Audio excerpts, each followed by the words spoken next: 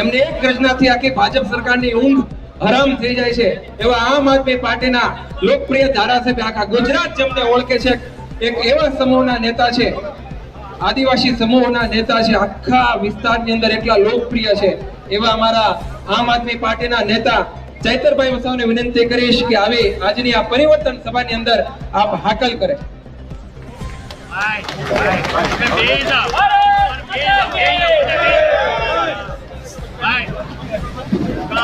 ભારત માતા કી. આવું ઢીલું ઢીલું ના ચાલે ભાઈ. હા કે એવી ગૂંજ લાગવી જોઈએ કે આજુબાજુ ભાજપના લોકો હોય એમના કાનના પડદા ખુલી જાય. ભારત માતા કી. ભારત માતા કી. ધન્યવાદ. પરિવર્તન સભામાં ગોડાદરા ખાતે આજે મંચસ્થ ઉપસ્થિત પાર્ટીના પ્રદેશ પ્રમુખ શ્રી સુદાનભાઈ ગઢવી સાથે આજના આ કાર્યક્રમમાં મંચસ્થ ઉપસ્થિત મહાનગરપાલિકા સુરતના વિપક્ષના નેતા એવા પાયલબેન સાકરિયા, સાથે દક્ષિણ ઝોનના પ્રભારી અને સંગઠન મંત્રી એવા રામભાઈ ધડુક, સાથે સુરત જિલ્લા પ્રમુખ એવા ધર્મેશભાઈ બંડેરી, સાથે સુરત લોકસભાના ઇન્ચાર્જ એવા રજનીભાઈ વાઘાણી, સાથે તમામ મંચસ્થ આગેવાનો અને ભાજપના ડર, ભાજપની ધમકી અને એનાથી પણ ગભરાયા વગર મોટી સંખ્યામાં અહીં ઉપસ્થિત થયેલા તમામ વડીલો, યુવાનો, માતાઓ, બહેનો બધાને ચૈતર વસાવાના નમન કરું છું. હું તમને બધાને વંદન કરું છું.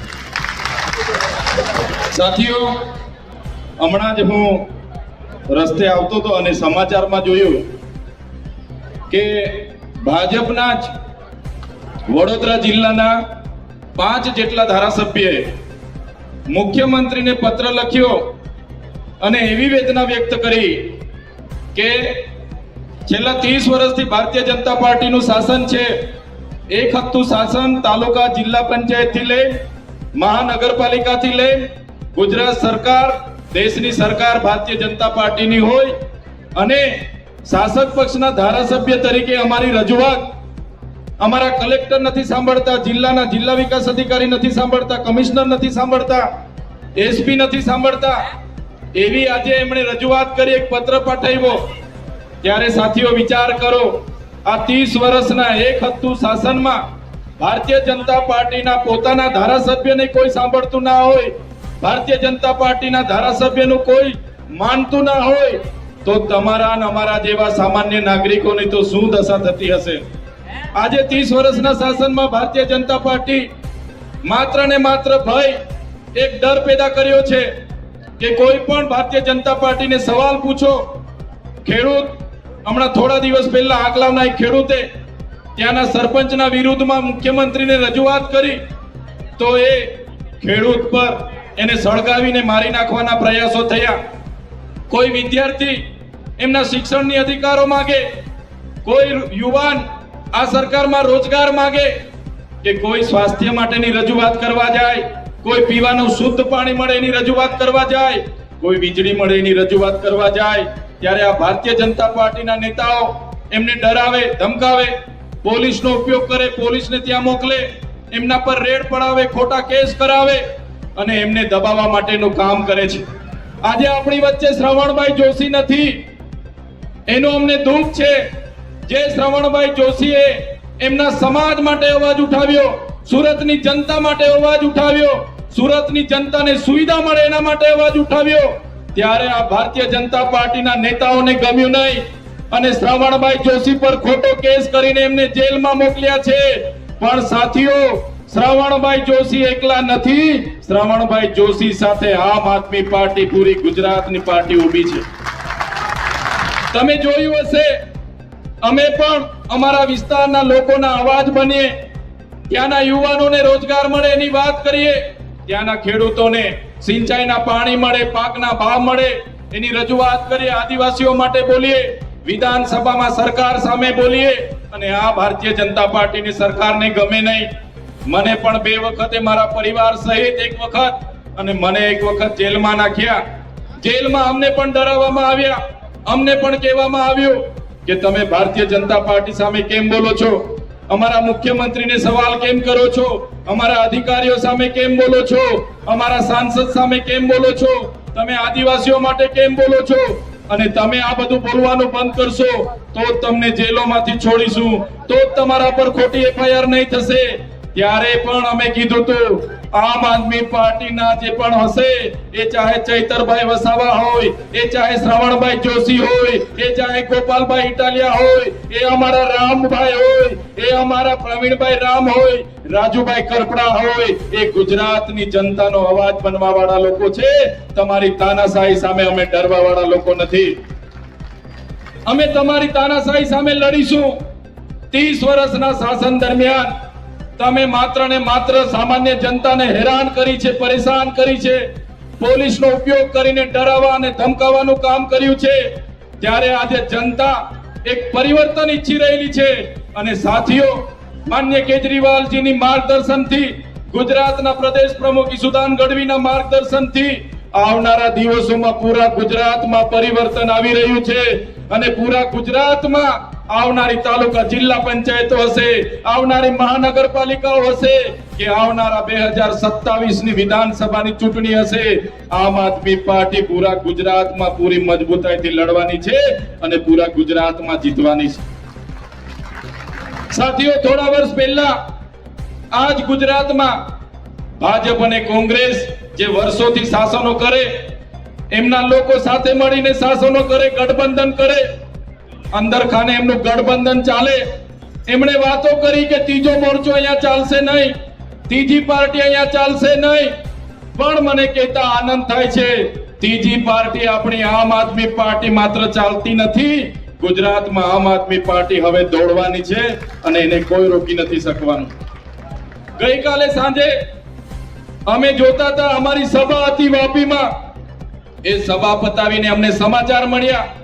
સમાચારના માધ્યમોથી જાણવા મળ્યું અહીંના કેટલાક લોકોએ અમારા આમ આદમી પાર્ટીના નેતાઓની અહીંયા સભા નહીં થાય, આમ આદમી પાર્ટીના લોકો ભેગા નહીં થાય, પોતાના હકની વાત ના કરે, પોતાના અધિકારોની વાત ના કરે, એ રીતે નિમ્ન કક્ષાની રાજનીતિ એ લોકો કરે છે. ત્યારે એવા નિમ્ન કક્ષાની રાજનીતિ કરનારા એ ભાજપના લોકોને પણ હું કહેવા માંગુ છું, અમે માન્ય કેજરીવાલજીના સૈનિકો છે, અમે આમ આદમી પાર્ટીના સૈનિકો છે, અમે ગુજરાતની જનતાના અવાજ છે. તમારી આ નિમ્ન કક્ષાની રાજનીતિથી અમે ડરવા વાળા લોકો નથી, અમે તમારી સામે લડવા વાળા લોકો છે. અમે ક્યારે તમને ડરવા વાળા લોકો નથી. સાથીઓ, જ્યારે તમે શિક્ષણની વાત કરો ત્યારે આ ભારતીય જનતા પાર્ટીના લોકો તમને ભારત પાકિસ્તાનની વાત કરશે, તમે રોજગારની વાત કરશો તો આ ભાજપના લોકો તમને હિન્દુ મુસ્લિમની વાત કરશે, તમે મૂળભૂત સુવિધાઓની વાત કરશો તો તમને મસ્જિદ અને મંદિરની વાત કરશે. આ એમણે લોકોને ગેરમાર્ગે દોરવા માટે ના પ્રયાસો એ લોકો કરે છે. પણ અહીંયા ઉપસ્થિત હજારો મારા વડીલો, મારા યુવાનો, મારી માતા બહેનોને હું સલામ કરું છું કે આ ભાજપની તાનાશાહી પણ તમે ઝૂક્યા વગર, આ ભાજપની દાદાગીરી સામે તમે ઝૂક્યા વગર, આ ભાજપના નેતાઓની ગુંડાગીરી સામે તમે ઝૂક્યા વગર આજે હજારોની સંખ્યામાં અહીંયા ઉપસ્થિત થઈને એ લોકોના ગાલ પર તમે તમાચો મારી દીધો છે. એ બદલ તમને હું અભિનંદન આપું છું. સાથે ભાજપના લોકોને આ મંચ પરથી કહેવા માંગુ છું, સાંભળી લે એ લોકો, અમે કોઈ કોંગ્રેસના આલિયા માલિયા લોકો નથી, અમે આમ આદમી પાર્ટી અરવિંદ કેજરીવાલજીના સૈનિકો છે. અમને સણસેડશો નહીં, અને અમને જે દિવસે સણસેડવાનું કામ કરશો તો ઈંટનો જવાબ પથ્થરથી આપવા માટે પણ અમે તૈયાર છીએ. દેશના બંધારણે અમને અધિકાર આપ્યા છે. દેશના બંધારણના અમુકે અમને કીધું છે સમાનતા, સ્વતંત્રતા, બંધુતા, લોકશાહી, ધર્મનિરપેક્ષતા, અને એના અંદર અમને અધિકારો મળ્યા છે. અમે કોઈ પણ મહોલ્લામાં મીટિંગ કરી શકીએ છીએ, કોઈ પણ જગ્યાએ અમારી સભા કરી શકીએ છીએ. ત્યારે ભારતીય જનતા પાર્ટીના લોકોને અમે કહેવા માંગીએ છીએ, આ પ્રકારની સભાને રોકવા માટે, અમારા લોકોની મીટિંગોને રોકવા માટે, અમારા નેતાઓને ખોટા ચિતરવા માટેના પ્રયાસો બંધ કરી દેજો, અને અમારી સભાઓને અટકાવવાના પ્રયાસો બંધ કરી દેજો, અને અમને છંછેડવાનું બંધ કરી દેજો. નહીં તો અમારા લોકોને છંછેડવાનું કામ જો તમે કરશો, અમારા લોકોની સભાઓને અટકાવવાનું કામ કરશો તો આવનારા દિવસોમાં પૂરા ગુજરાતમાં સરકારની સભાઓને પણ અમે અટકાવીશું. સરકારના એક પણ કાર્યક્રમો અમારા વિસ્તારમાં થવા નહીં દઈએ. ત્યારે સાથીઓ, ભાજપની સરકાર, એમના નેતાઓ આજે ડરેલા છે. આમ આદમી પાર્ટીથી ડરેલા છે અને આમ આદમી પાર્ટીની મીટિંગો અટકાવવાનું કામ કરે છે. અમને ચીતરવાનું કામ કરે છે. અમને ટોપીઓ પહેરાવીને બેનરો લગાડવાનું કામ કરે છે. અમને ખોટી ખોટી ધર્મની વાતો ફેલાવવાનું કામ કરે છે. ત્યારે એવા ધર્મ રક્ષકોને પણ કહેવા માંગુ છું, અમે એવા સમાજમાંથી આવીએ છીએ. અમારા એવા પૂર્વજોનો ઇતિહાસ છે, અમારો ઇતિહાસ છે. તમે રામાયણ ઉઠાવીને વાંચી લેજો. રામ ભગવાન સાથે જે સબરી માતાનો ઉલ્લેખ કરવામાં આવે છે એ અમારા પૂર્વજ હતા. તમે મહાભારતનો ઇતિહાસ તમે વાંચી લેજો. એમાં જે એકલવ્ય છે, એમાં જે નિષાદ રાજા છે, હનુમાનજીનો ઉલ્લેખ થાય છે, સુગ્રીવજીનો ઉલ્લેખ થાય છે, એ અમારા પૂર્વજ હતા. તમે મહારાણા પ્રતાપનો ઇતિહાસ વાંચી લેજો.